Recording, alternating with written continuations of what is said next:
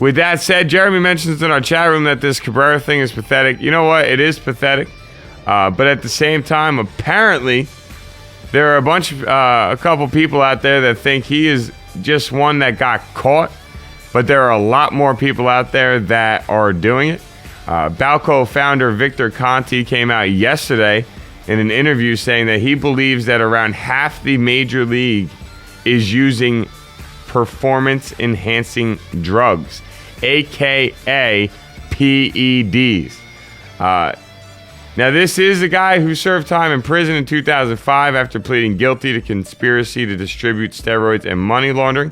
So he doesn't exactly have the best reputation, but he was a prominent figure of the steroid era, and he claims to have connections within baseball, a.k.a.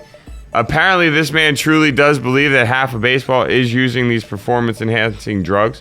And if that's true, then that means the steroid era is far from over, far from ending, and far from getting any better for baseball purists who don't want to see these guys doing this, including myself. I am not a fan of people doing drugs to improve their skills.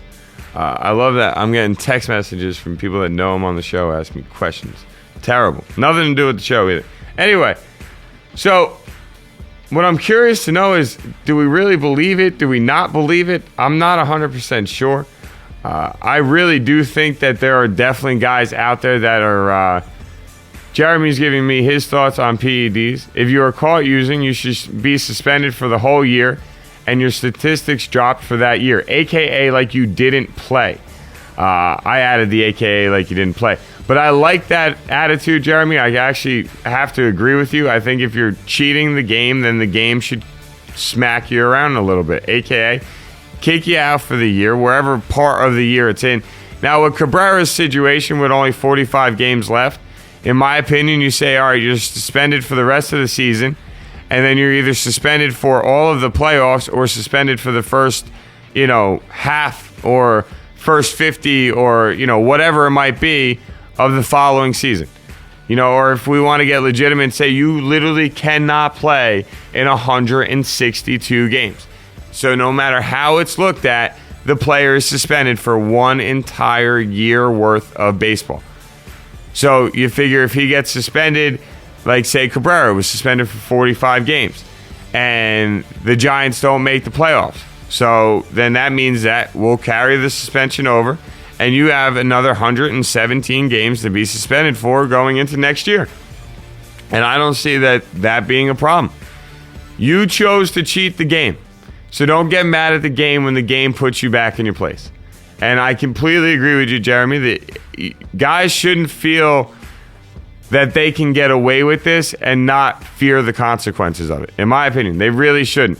I don't see how it makes sense. I don't see how guys can sit there when they're breaking the rules of the game, the historic game of baseball, the oldest of all American sports, and you want to cheat it. I don't get it. Why would you want to cheat the game? Why damper the game?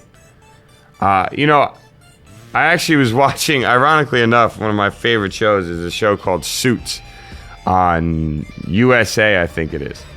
And one of their cases was a media guy who, they're all lawyers, that's why it's called Suits lawyers. All right. Anyway, so the media guy is calling out this professional baseball player for using steroids.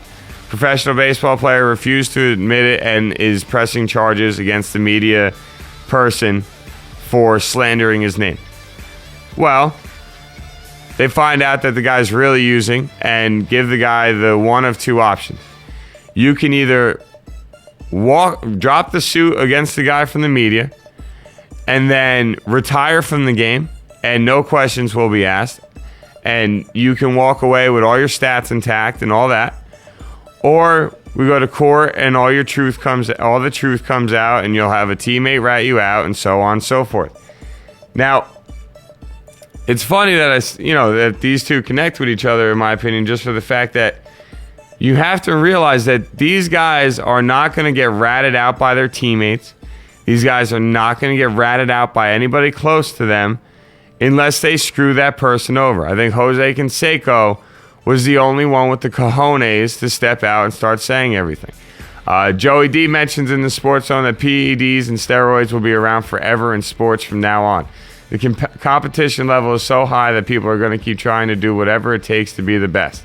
There's too much money involved, and that's extremely, extremely true. People always complain. Jeremy mentions that people always complain about Roger Goodell and his iron fist over the NFL, but he does it right, and baseball needs to follow. Now, Jeremy, the only hole in that comment is the fact that in football, when they get caught for using performance-enhancing drugs, they get suspended for 4 games, and that's it. Their second offense, they get suspended for 8 games. Their third offense, they get suspended for an entire year. They're not going to get caught that many times. If they get caught once, they're going to figure out an even better way to beat the system. That's the problem. There are so many different ways out there to try and figure out how to beat the system that these guys have no fear to keep trying to push and take the risk. It's really that simple. Now, do I think that there will be improvements on how to catch them? Yeah, but within reason. I mean, even blood tests, there's ways for these guys to cover it up. Urine samples, you can have somebody else go to the bathroom for you. You have flush treatments. There's so much out there for these guys to use to stop themselves from getting caught that why stop? Why not take the risk? And to be honest with you, that's a hard question to really argue with, because you understand where they're coming from. You get the fact that they know that even though what they're doing wrong, or what they're doing is wrong, that they probably can get away with it. And if they can get away with it, they might as well keep doing it so that they can play better and perhaps make more money one day. Me and Joey have mentioned numerous times on the show that... Oh, wow. I did not know that, Joey. Threw me off a little bit on that one. Look, the steroids thing sucks. There's really no other way to say it. And I think these guys are going to keep doing it no matter what. Like Joey mentioned, it's going to just be around forever. The competition level is just way too high for these guys to just stop doing it. You do not want to fade into nothingness. You do not want to fade out of the limelight. You do not want to fade away from your payday. Hence, these guys will keep pushing what they can do behind the scenes. It's that simple.